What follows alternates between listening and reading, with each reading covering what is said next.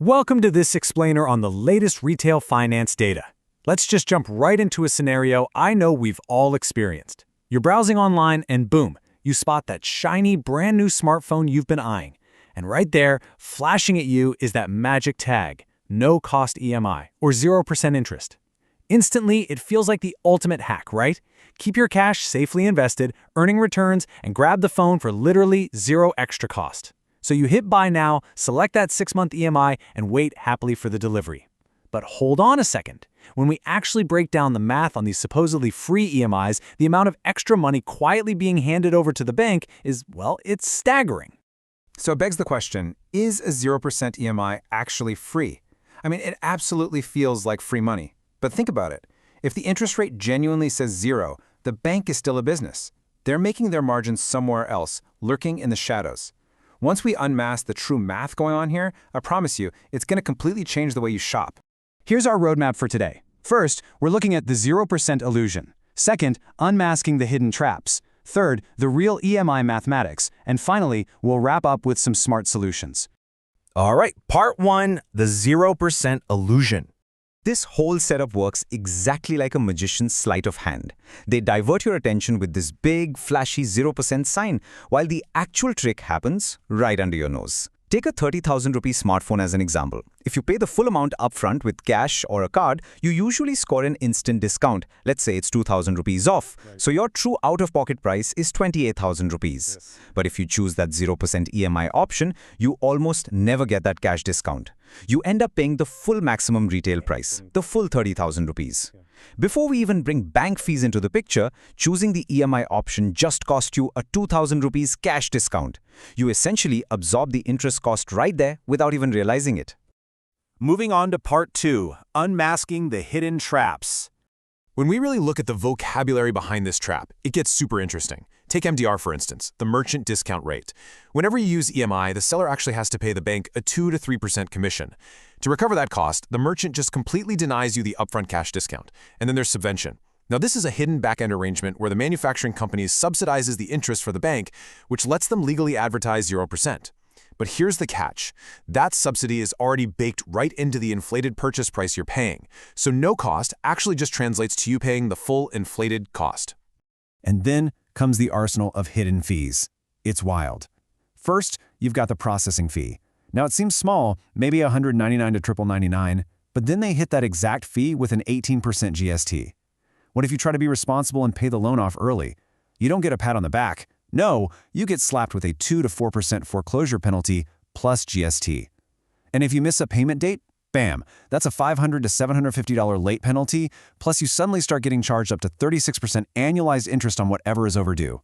It's honestly a complete financial minefield.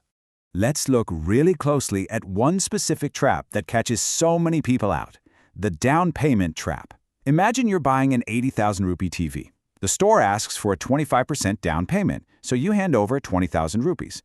You're probably thinking, great, my loan is only for the remaining 60,000 rupees, right? But the banks are clever.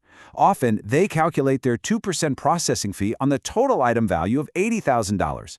That means on day one, you are paying 1,600 rupees plus 18% GST and fees purely for the privilege of giving them a down payment. Unbelievable, right?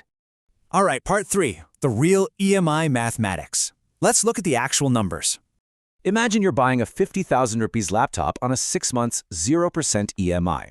If you had just paid cash, you'd get a 5,000 rupees instant discount. But because you chose EMI, you lose it. Boom, right off the bat, that's 5,000 rupees lost. Next, the bank hits you with a 2% processing fee on the $50,000 loan. That's another 1,000 rupees. Add the 18% GST on that fee, which works out to 180 rupees. Look at that bottom line. Your perfectly free 0% interest laptop actually just costs you an extra 6,180 rupees. And that brings us to this massive number, 29.35%. When we factor in that 6,180 extra you paid over just 6 months and calculate the effective annual percentage rate, really incorporating the compounding, this is the true cost. A supposedly 0% loan is actually carrying an annualized interest rate of nearly 30%. It is a shocking number. But here's the thing, you're not alone if you didn't know this. According to a 2025 consumer awareness study, more than 73% of Indian consumers have no idea these 0% schemes carry these hidden costs. The advertising is heavily and carefully designed to highlight the big zero and hide the math. The entire system is literally designed to be a black box. Which brings us to part 4, smart solutions. How we actually beat this thing. So how do we fix this and actually avoid these EMI traps? Here is your ultimate survival guide. 4 actionable steps to dodge these traps every single time you shop. Step 1, never just look at the monthly payment. You have to always calculate the total payout. Compare the final cash price, after all discounts, against the total EMI payout, including those pesky fees. Step 2, if you absolutely must use EMI, hunt for zero-fee festive waivers. During major sales, some banks will completely waive that processing fee. Step 3, look for deals where you can stack benefits. Find offers where you get the bank subvention, but they still offer you an upfront instant discount on the card. That perfectly neutralizes the trap. And finally, step 4, always read the fine print on foreclosure terms so you don't get punished for trying to pay off your own debt early. So, I want you to take a moment and just think back over the last year. Your phone, your TV, maybe even a holiday package? How much extra have you actually paid on your supposedly free EMIs? It's a pretty sobering question, isn't it? But doing that calculation is the very first step to clarity. Take these insights, use them the next time you're at checkout, and stop giving away your hard-earned discounts.